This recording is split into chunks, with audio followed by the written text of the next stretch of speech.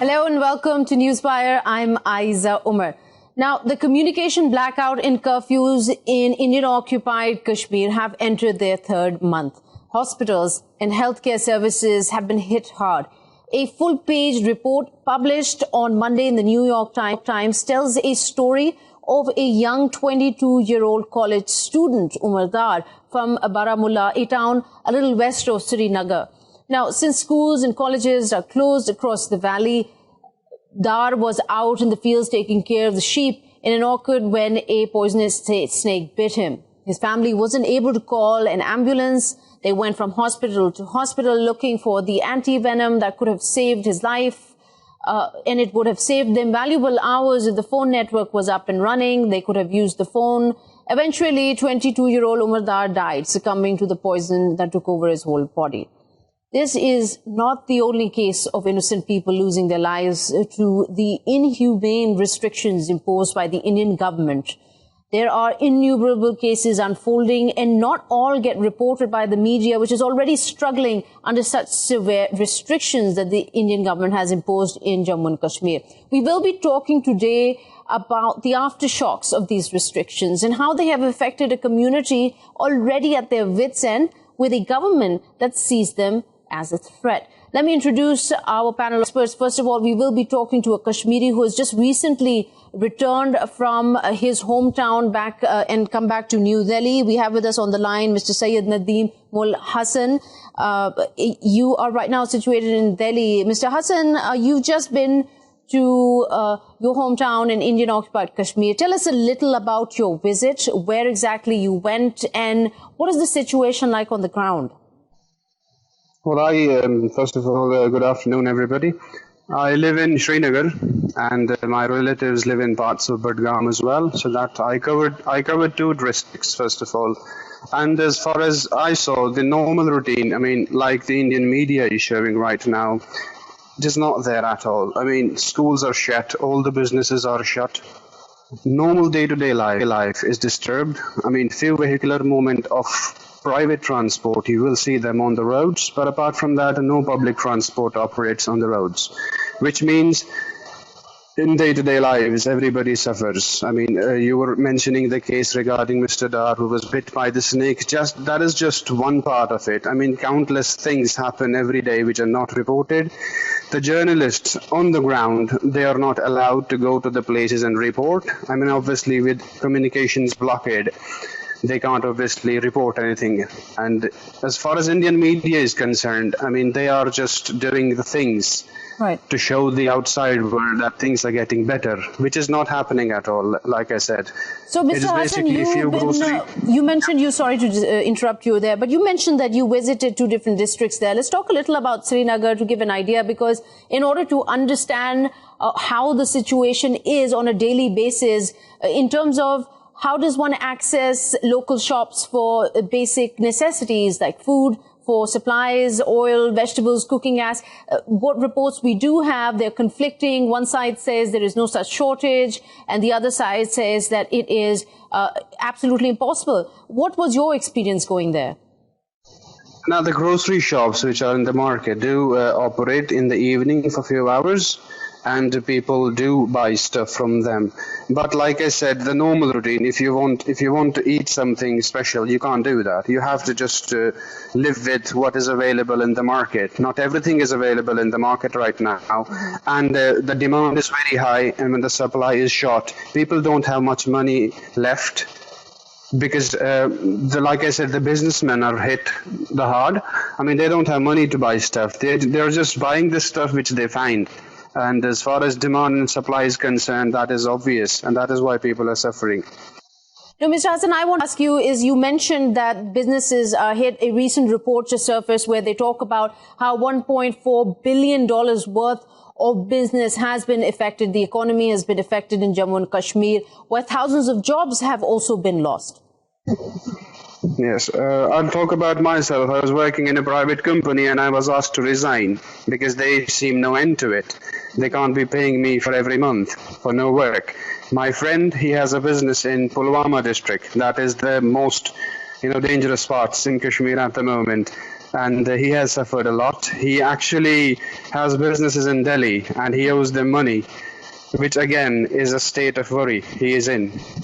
So basically, I am a practical example of someone who was working in a private company and was asked to resign. And my friend is a businessman, and I'm seeing how much he is suffering right now.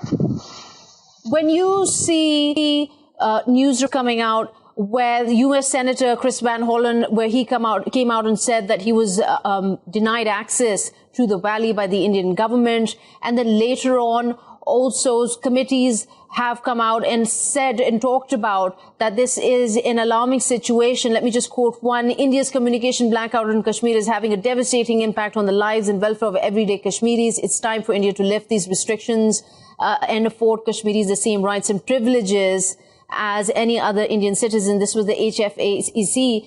Now, when you see the U.S. government members showing such concern, does it give you any hope that the situation might be addressed by the Indian government soon? Well, first of all, the wise man said the first step to solve a problem is to realize there is one. As far as India is concerned, it's not a problem. Home Minister of India said a few days ago in one of his rallies that blocking communication and internet does not come under human rights. That is the Home Minister of India telling the people of India that it doesn't come under human rights. Now, as far as the people from around the world are concerned, obviously we're very thankful for them that they have raised their voices. But I don't understand. I mean, when America has to, wage wars in Afghanistan or Syria, or for that matter in any other country, they do it in a single go. Why is it hard for them, to intervene in this matter? That's because, like Imran Khan mentioned, India is a market right now, and not many countries are wanting to disturb the relations with India. That is basically the main reason not everybody is taking interest here. I am thankful, like I said, for the world leaders who are mentioning Kashmir in their speeches. But I don't understand why is not anything happening on the ground. We saw Imran Khan, we saw UN speech, Mr. Sanders, and sometimes Kamala Harris said as well, but nothing is happening on the ground. I mean, I don't understand why UN is not taking any action after so much pressure from world leaders. That is something which is beyond my head. And like I said, from the past 3 months, nothing has happened. For the first 2 months, Indian restrictions were there. Like I said, army personnel were on the roads. Right now, they want people to come out to show the Indian media or the Indian people or the world media that everything is normal in Kashmir. Sometimes they take pictures from somewhere else and will show you on the TV that the situation is getting normal in Kashmir, but nothing like that is happening because Kashmiris will not accept the fact that 370 is removed, come what may. That is not going to happen. I mean, they are not going to, console the Kashmiri people for that. That is not happening Mr. on the Hassan, ground. a question you asked there about what is the UN General Assembly doing? What are the world leaders doing? I'd like to pose that question to a guest who's just joined us. Stay with us, Mr. Hassan. We have with us Major General Ayza Omar, defense analyst and international relations expert.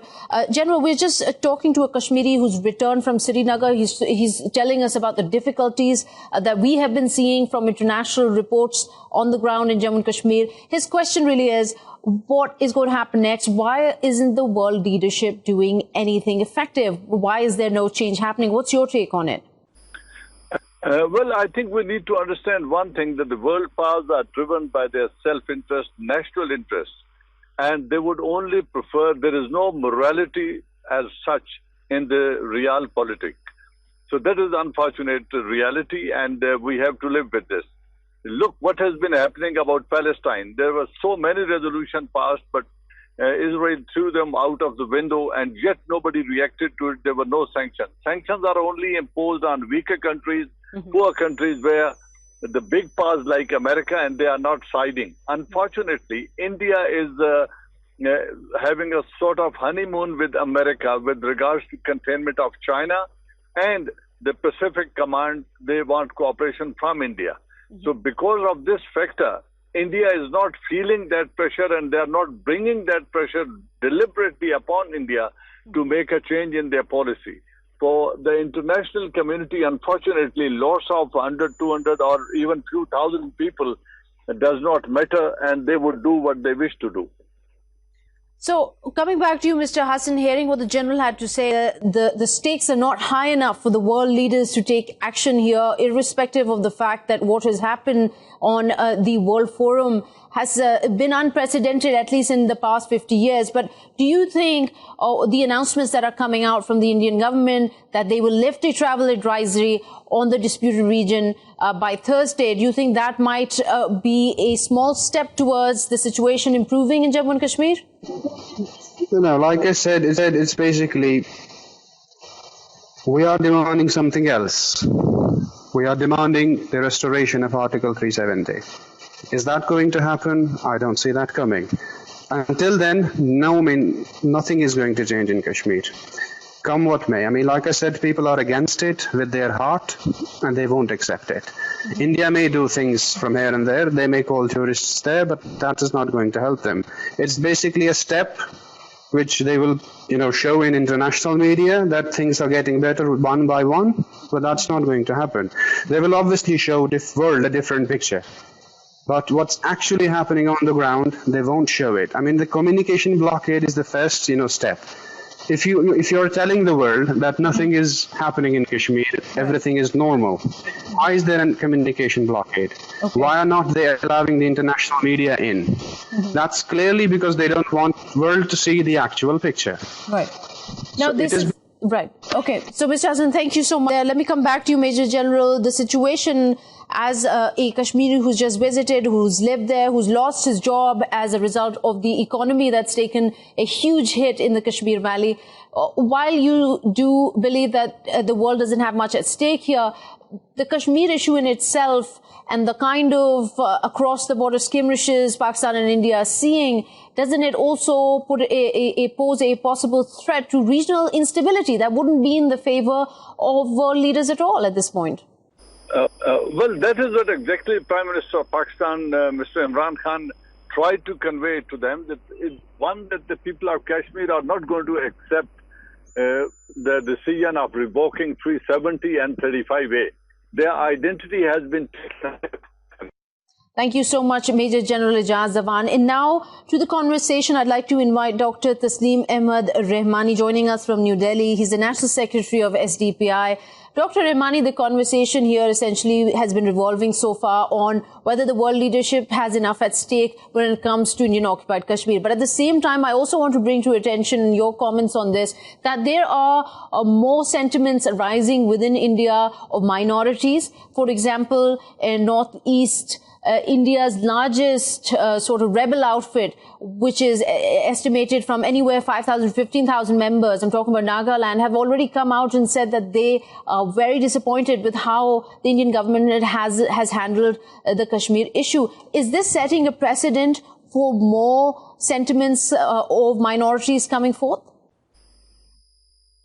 You see, I always maintain the view that this issue has opened the Pandora box elsewhere in the country, and the most potential part of the country is Northeast, particularly the Nagaland.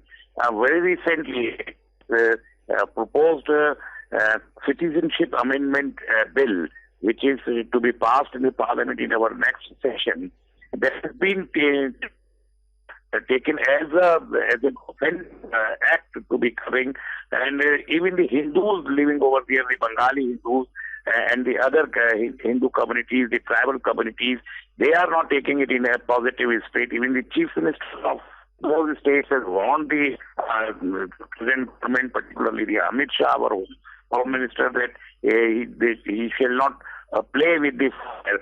And it is bound to get negative reactions, maybe the public uprising, etc., against it, because through this NRC and most which is connected with the citizenship amendment bill, actually the government is trying to change the demography or in such areas where the tribals or the Christian population or the bulk Muslim population are living. They want to change the demography of all those areas, which will certainly affect the northeastern region in a bad manner.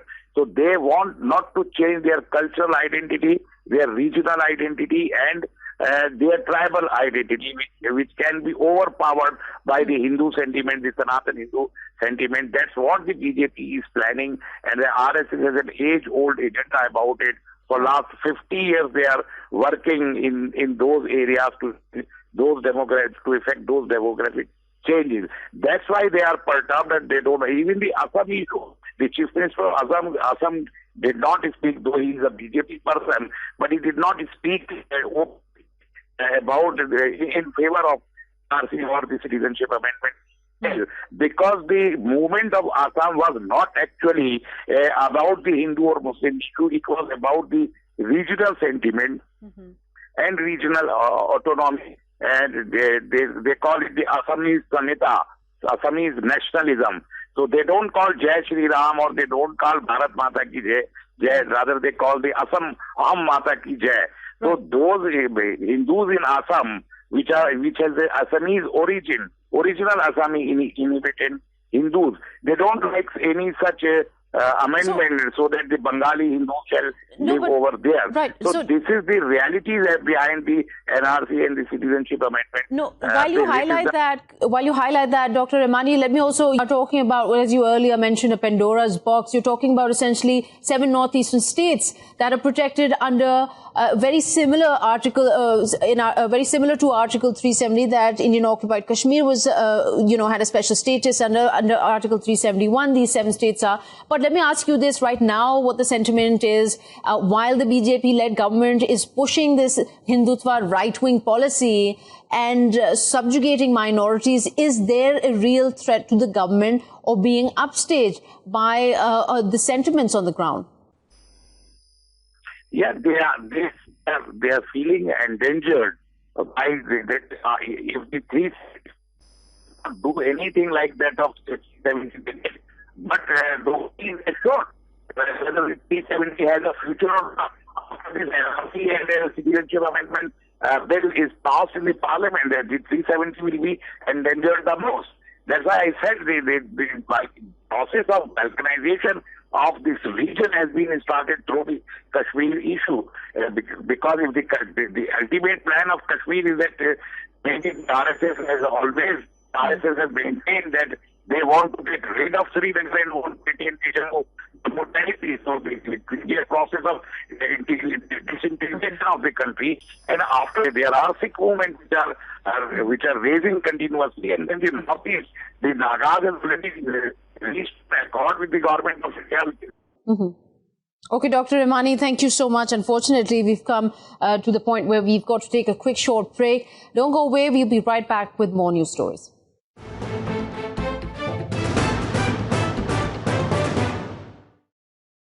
Welcome back. You're watching Newswire with me, Ayza Omar. Now, we were talking about Jammu and Kashmir earlier on, but right now we're going to be speaking to our guest, Maram Susli, an analyst joining us and an activist joining us from Perth, Australia, to talk essentially about the situation as it unfolds between Turkish forces threatening to attack northeastern side of Syria and the storm of angry tweets that the US President Donald Trump is lashing out, warning Turkey that they can obliterate Ankara's economy if they go off limits. Of course, he's referring to a warning to Turkey not to touch the Kurds, who have been supporting, the US has been supporting the fight against ISIS in Syria. To get a handle on what is unfolding and how to see between the lines of what is actually being said and what is actually being meant, we have here Ms. Susli. Welcome to Newswire once again, Madam Susli. What's your take on the latest developments? A lot of hot air from US President Donald Trump,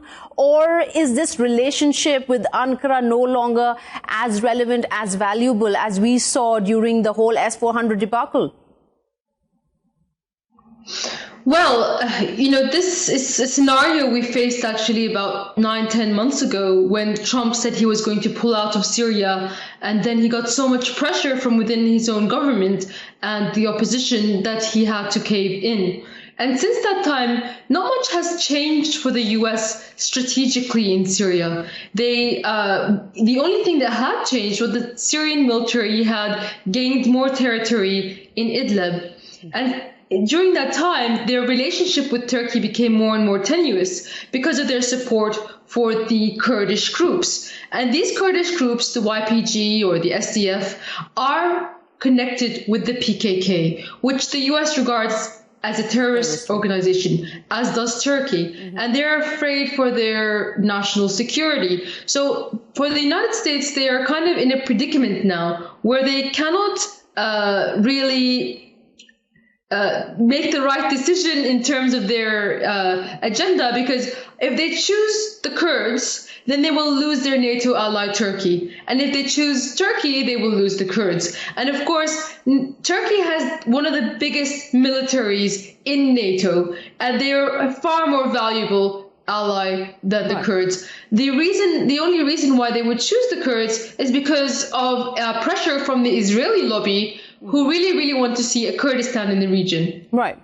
So, now you mentioned yourself that this has been going on for 9-10 months. It was, I believe, in December where the US President Donald Trump came out and said, we're withdrawing troops. And even now, recently in his tweets, he's mentioned that how his election campaign earlier on was based on pulling back US soldiers, troops from these endless, senseless wars. But at the same time, where he's threatening Turkey with economic obliteration, it really contradicts. So keeping that in mind also, there's a lot of resistance within the US against President Trump's approach to this troop withdrawal. Why do you think there is that resistance?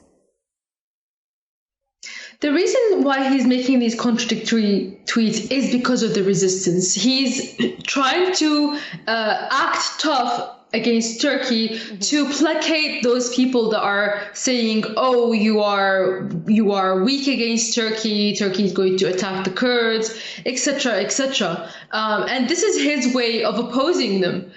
The reality is, of course, that the US is not going to stay in Syria permanently. This is a ludicrous suggestion. The best they can do is try to delay their inevitable withdrawal. And they envisaged that they would be able to carve out a separate state in Syria. This is not going to happen.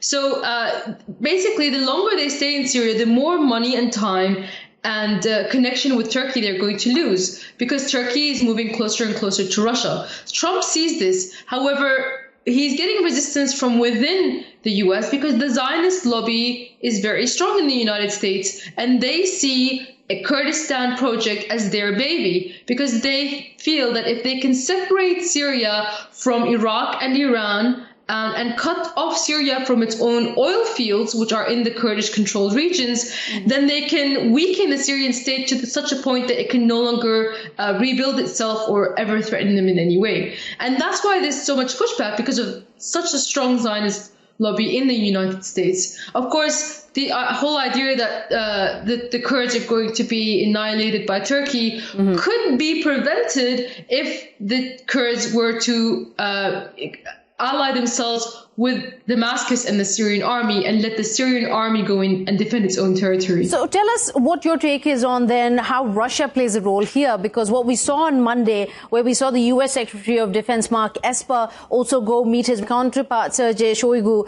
and we don't have details yet or what the conversation was essentially about. But in your opinion, how does Russia play into this dynamic? Well, traditionally, or like at least in the 80s, it was the US who was calling the Kurdish separatist movement a terrorist movement, and Russia who was backing the PKK.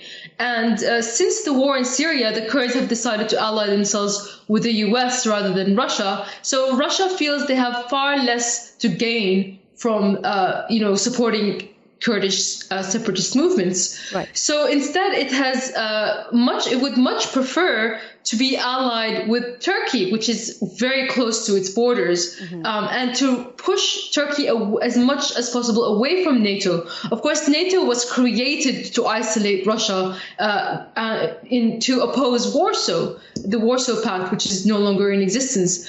So what Russia's position in this is to try to drag Turkey away from the US, which of course puts pressure on the US to pull out of Syria. And also, what Turkey is, and there are some reports coming out from regional local media from the Middle East talking about that airstrikes by Turkey have taken place. And international news reporting is saying that, well, the Kurds are saying they will become human shields to protect their land. So this seems like as if there is the region is in great peril, and lots of hundreds and thousands of human lives are right now at the point of being lost. Is the world leadership in any way showing any concern, any active resistance to stop this escalation? Well, I find this really ironic and hypocritical, because for the last few years, the Kurdish SDF and YPG have been systematically ethnically cleansing other minorities in the region. Amnesty International and Human Rights Watch even reported about the Arab villages that the SDF were burning. Syrian organizations have been condemning the Kurdish groups for enacting a law that would prevent people from returning to their homes and allow Kurds to occupy those homes. There's already been this ethnic cleansing that's been happening, but it's been conducted by the US-backed Kurds, so nobody really seems to care about it. What will happen if Turkey attacks Syria, which it already is occupying a region of Syria? We could take, for example, the experiment that happened when the Turks went to Afrin. Now, had the Kurdish groups been allowed to accept help from the Syrian army, then Turkey would not have invaded. And the Syrian army would have been able to control Afrin, and nobody would have been moved out of their homes. Now, if the same scenario plays out in the northeast of Syria, we're facing basically the same situation and the same question when it comes to the Kurds and the US. And there's also a concern that if Turkey makes this move in Syria against the Kurds, and there isn't any active resistance, because there was a deal essentially with the US that it seems that they backed out of in creating that buffer zone, in allowing those excess of refugees within Turkey to be repatriated to the tune of 3.6 million people we're talking about. So all of that goes away and Turkey attacks. Is there a chance that the Islamic State, the very reason that the US backed the Kurds, would be bolstered in the region? Absolutely not. There is not going to be any more ISIS. I mean, the Kurdish groups have been threatening to release ISIS prisoners to the number of 3,200 as a sort of bargaining chip to try to force the US to stay. But if the Syrian military, again, is able to go northeast into Syria, there's no way that they will allow ISIS to regain control there. I mean, the Syrian military has been fighting both Al-Qaeda and ISIS while under attack by the US and under US sanctions. So they're more than capable to prevent ISIS from returning. And the idea that, the international community have to do anything, sure they do. They could be actively trying to force both the US and Turkey to get out of Syria, which would be which would be correct under international law. That's what needs to happen here. If the international community is going to do anything, is to enforce international law and respect the sovereignty of Syria. Okay. All right, Ms. Madam Susli, so much for your time and your opinion here on the situation as it unfolds. And we'll keep you up to date with that. But we must take a quick short break. And when we're back, we will have the update on Pakistan's Prime Minister's visit to China.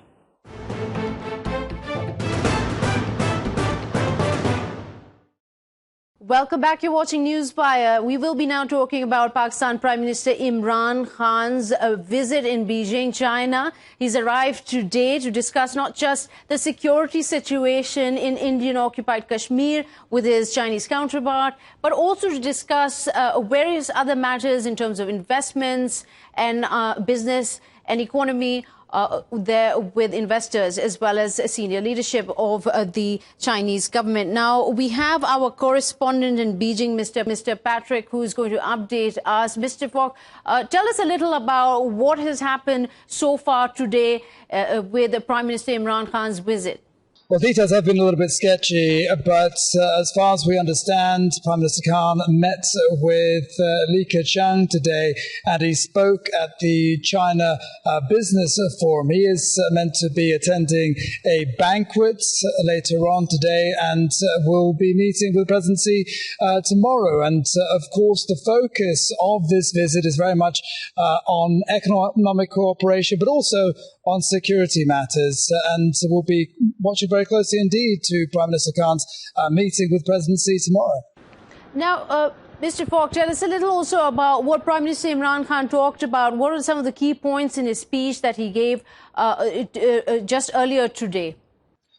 Well, it's really very much about reassuring China that CPEC projects are still moving ahead as planned, but also outlining some of the business opportunities that Pakistan affords China. And one of the things that the CPEC's really very much about is demonstrating to the world that a high-quality BRI project. So that is certainly something that he wants to assure the Chinese government that it is getting on track. There has been talk about CPEC, of course, slowing down. But also we heard on Sunday from Planning Minister Kuro Bakhtar, who insisted that certainly wasn't the case, and Pakistan is in fact here to expand on some of the CPEC projects. And he talked about other projects that could be opening up as well, including hydroelectric projects, as well as LNG and steel mill projects as well. Also, Mr. Falk, while he was speaking today to the China Council for International Trade, he mentioned quite a few points about how China's history shows lessons that he would like to emulate, especially in terms of corruption, eliminating poverty. What was the kind of reaction you were sensing from the crowd, from those present, on what Prime Minister Khan was saying?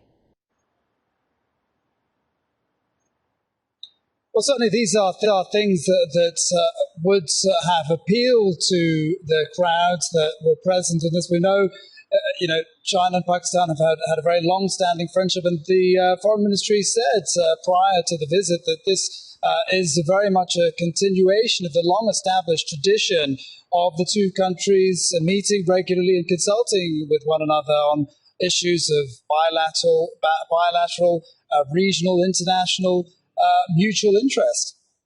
Okay, so stay with us, Mr. Falk. We'll get more updates as we go along. But let me also bring here another guest here, Mr. Ayza Omar, an analyst joining us from Beijing. Welcome to the show. Mr. Tangan, in your opinion, this comes at a very critical time, clearly, for relations between not just Pakistan and China, but India, and also what has been an ongoing negotiation between the US and China over the trade war. It's been going on for over a year now.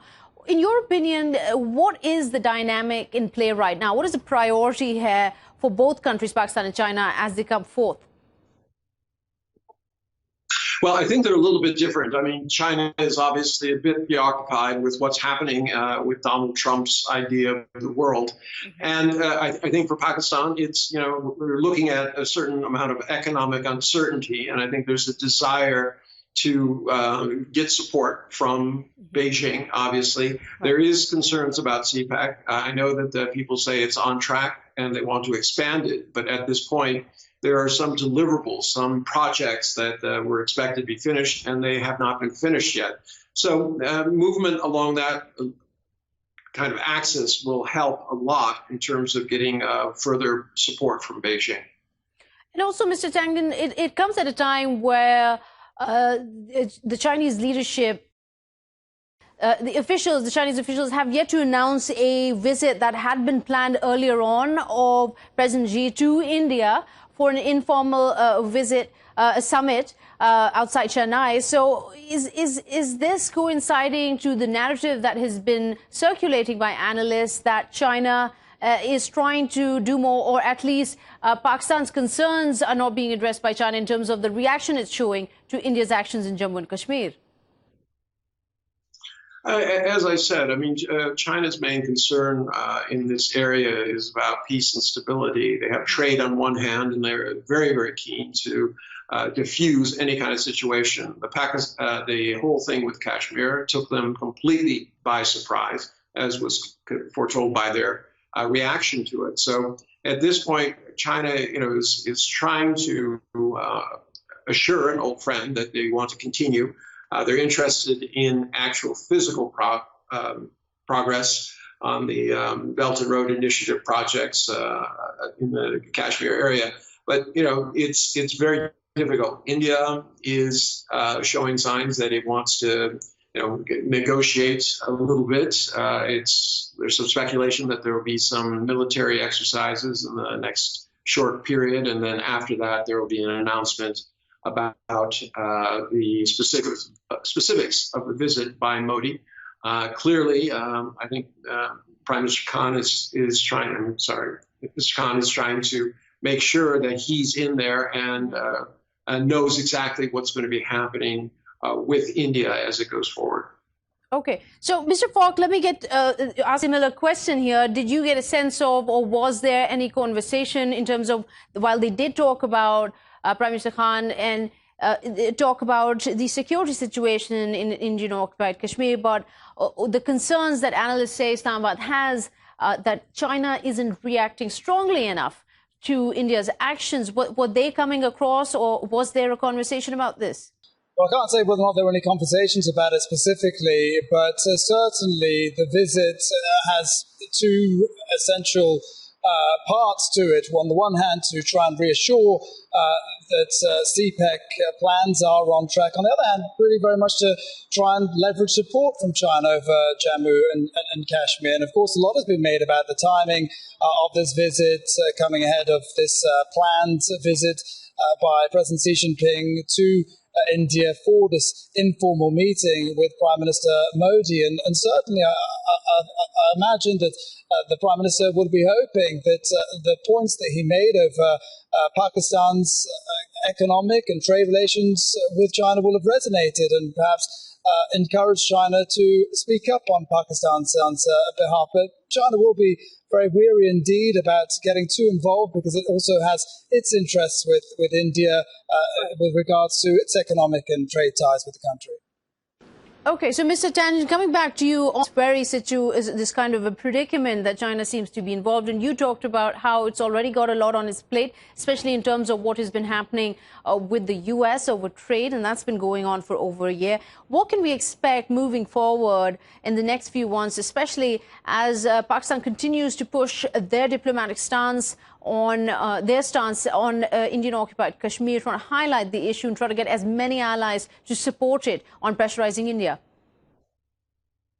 Well, I mean, it's really a PR war at this point, and I think China is trying to balance this. Obviously, they want regional peace. They do not want Kashmir exploding. They're going to be very consistent in telling people to, let's be calm and let's be rational and let's talk this out. We don't need to have more instability in the region. I think that's everybody's desire, but let's make sure that everybody is following through on that.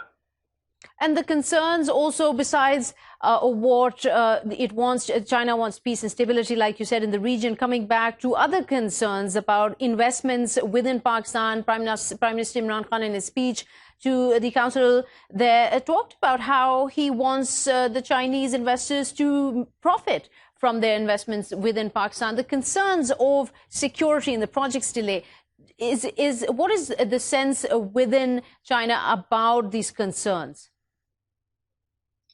Well, as I said, I mean, there's no overall concern. What it is very specific deliverables. There were supposed to be certain things that were built and they were supposed to be online at this point, and they're not.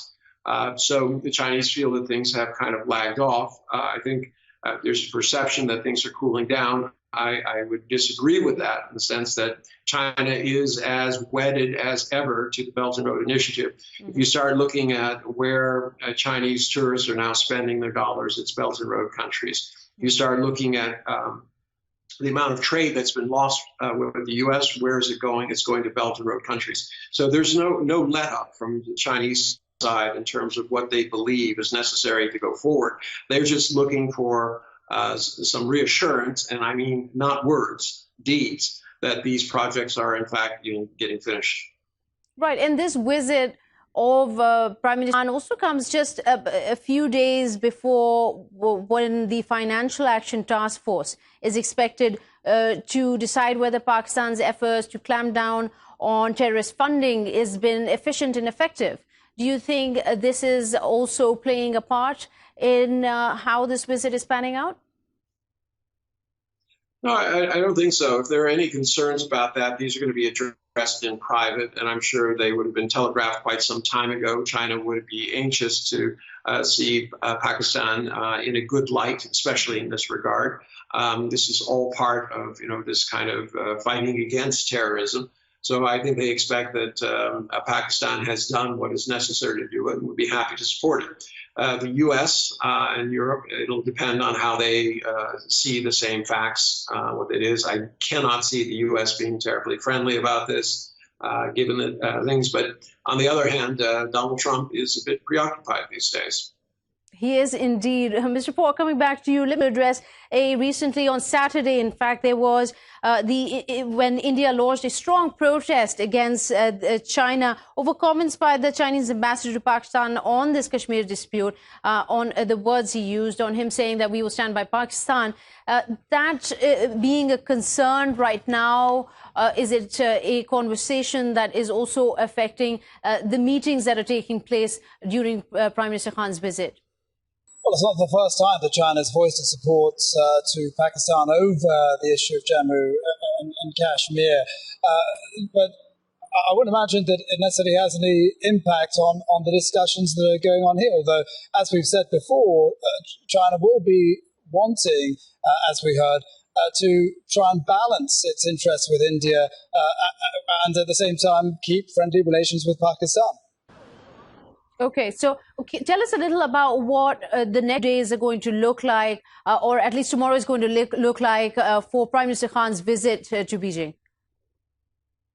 Well, during his visit, he has already met Premier Li Keqiang today, and we are told that he will be entertained at separate banquets. Presumably, that will be after his meeting with President Xi Jinping tomorrow. We are also told that he will be attending the meeting with President Xi, accompanied by the head of Pakistan's army. So that's an indication that the focus tomorrow may very well be much more on issues related to security. So perhaps there has been a little bit of thought process behind the itinerary coming here, in that today the focus is very much on economics and trade between the two countries, and tomorrow perhaps Prime Minister Khan will have hoped that these things resonated with the Chinese president and will open up an opportunity to discuss these security matters.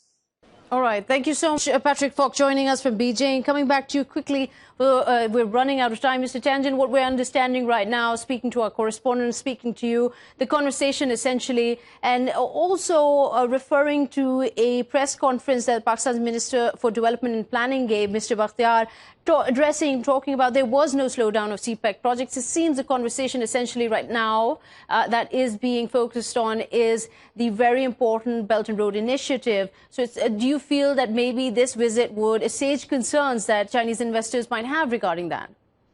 No, it's not the words at this point. It's really the actions. They just want to see these projects going forward. If they see progress, that's all they need to do. It's not about giving speeches or assurances. It's really just deliverables.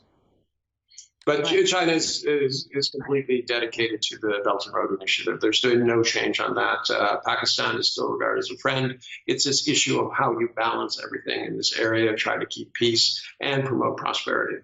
Okay, thank you so much, Mr. Tangent, joining us from Beijing, talking about Prime Minister Khan's visit to Beijing, talking about what was discussed there by Prime Minister Khan, where he, in his speech to a Chinese Council of Investors, talked about how addressing corruption is a big issue in Pakistan, and they are emulating lessons learned from Chinese history, and many other issues and concerns were brought up, that CPEC projects are on track, they are going forward, and that it was in the interest of Pakistan for it to be a profitable investment venture for the Chinese. Well, that's all the time we have for today. We will be seeing you tomorrow with a new and fresh stories developing around the world from myself and the team. Goodbye for now.